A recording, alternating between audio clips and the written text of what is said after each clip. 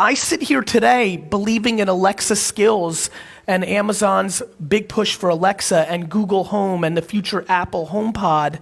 I believe in that space not because it's showing ROI today, but my intuition on consumer behavior tells me in 36 months and 48 months, every single person here is going to interact with an AI-based speaker or device and do search queries and buy products and interact in that environment. We are living through, my friends, let's take a step back. We are living through the biggest shift in the way humans interact with each other since the printing press. This internet thing is a big deal. This is not about Facebook or Twitter or Instagram or Snapchat.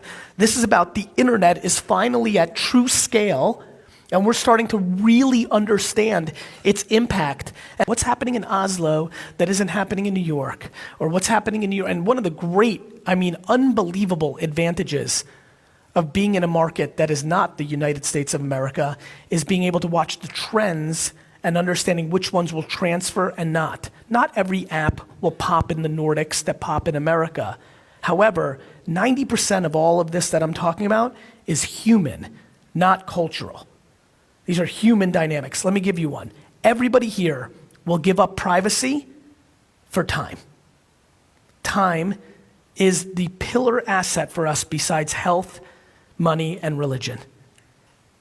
Time. And so I am betting on voice, both podcast and Alexa skills and Google Home and all those skills, because I know that is the thing we're gonna buy into. One of my great misses in my investment career, Uber, which I passed on twice in the angel round at a $4 million valuation, I invested in later at a $100 million valuation because I realized Uber wasn't selling transportation, Uber was selling the perception of time. When you hit that button, you're able to go on and do what you're doing until it gets there. And that was the remarkable insight. So much of what you do every day, the things you value, do you know why you don't unsubscribe from emails that you have no interest in getting? Time. It takes you longer to unsubscribe to the email than it does to just delete it or swipe it out.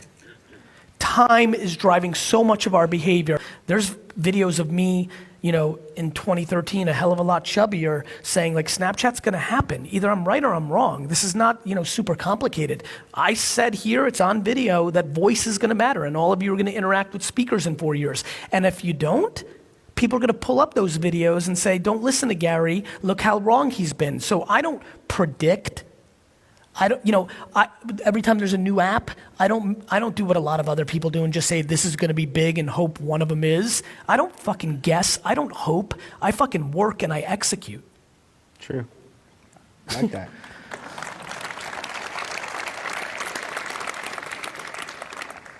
When we tweeted out that you're going to visit us today, I got a lot of questions about VaynerMedia in Europe and in the Nordics. Can you maybe share a little bit about your plans there? Look, we have ambition to service the globe in a 40-year macro.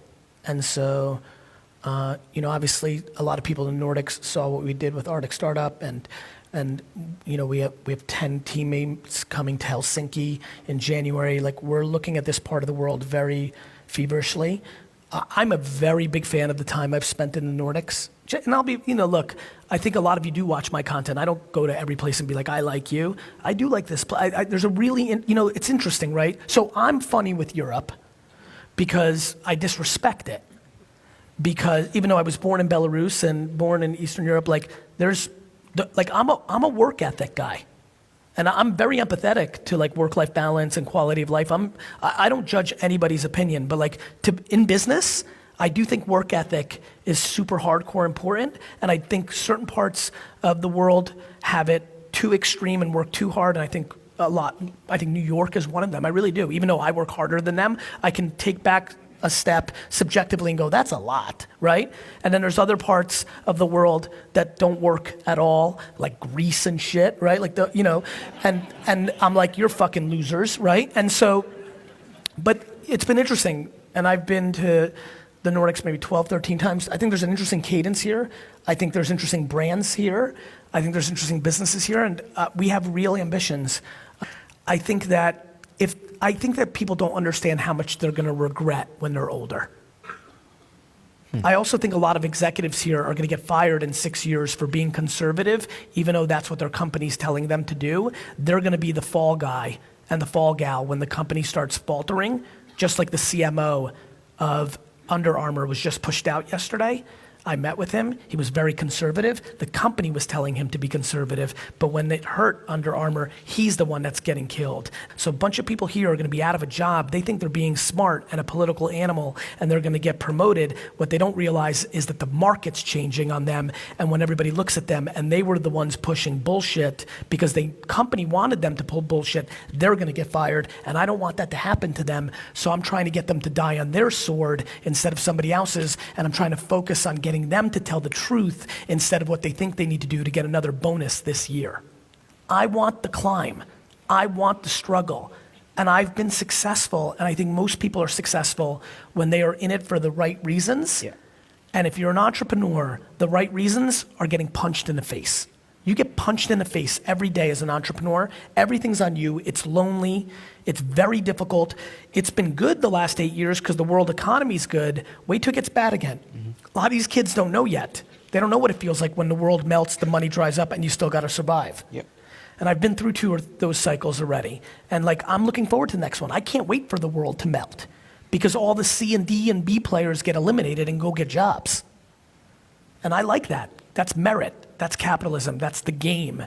And so I don't smell the roses when things happen because I think I'm smelling the roses in real time every day. I always want to give advice that matters to you. I don't know how the voice play plays out in the Nordics, but here's what I can tell you. It's going to happen. And the quicker you understand the theoretical strategies behind it, when your thing happens, you'll be able to move quicker instead of debating if it's going to happen. And that's why I think that's the most, and I don't usually guess, or by day trading attention, you don't know what's coming next. You don't care. You only care about today.